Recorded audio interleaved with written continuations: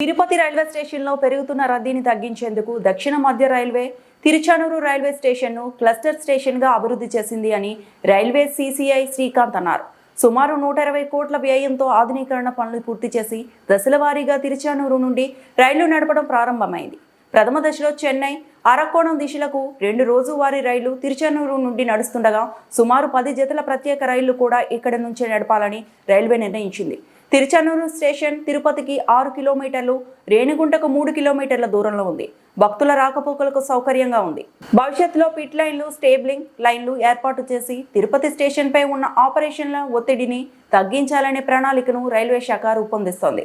తిరుపతి బదులు తిరుచానూరులోంచి వీక్లీ రైళ్లు ఎస్మీఆర్ఆర్ కీలక నిర్ణయం. దక్షిణ మధ్య రైల్వే తిరుపతి నుంచి నడిచే 10 వారాంతపు రైళ్లు, ప్రత్యేక రైళ్లు ఇకపై తిరుచానూరు స్టేషన్ నుంచి నడపనున్నట్లు ప్రకటించింది. ఆపరేషనల్ కారణాల వల్ల ఈ నిర్ణయం తీసుకున్నట్లు అధికారులు తెలిపారు. అక్టోబర్ 9 నుంచి దశల వారీగా అమల్లోకి వస్తుంది. ఈ మార్పు వల్ల జల్నా, చెర్లపల్లి, సికింద్రాబాద్, నాందేడ్ వెళ్లే రైళ్లు ప్రభావితం అవ్వనున్నాయి.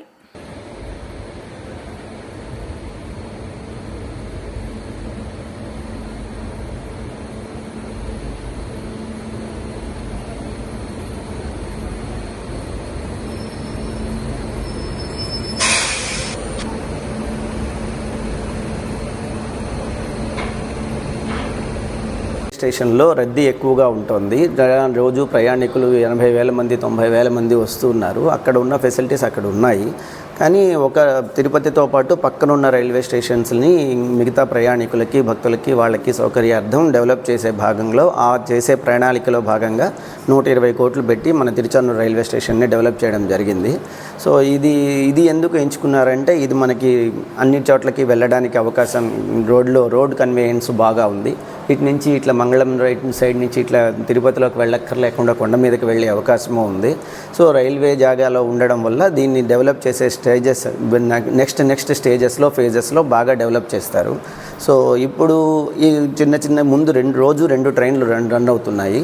తర్వాత అలాగే ఇప్పుడు ప్రజెంట్ 5 పెయిర్స్ ఆఫ్ ట్రైన్స్ వారానికి ఒకటి జాల్నా నుంచి, నాందేడ్ నుంచి, సికింద్రాబాద్ నుంచి దేశంలో ఎక్కడెక్కడికి వెళ్తాయి ట్రైన్స్ అనే దాంట్లో నెక్స్ట్ ఫేజెస్లో వాటిని కూడా డెవలప్ చేసి ట్రైన్లను రన్ చేయడం జరుగుతుంది.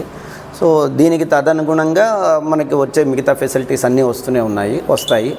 సో ఇక్కడ అటువైపు ఏమో స్టేబులింగ్ లైన్లు, పిట్ లైన్లు, క్యారేజ్ రిపేర్ షాప్ వైపు పెట్టుకోవాలని నిర్ణయించారు.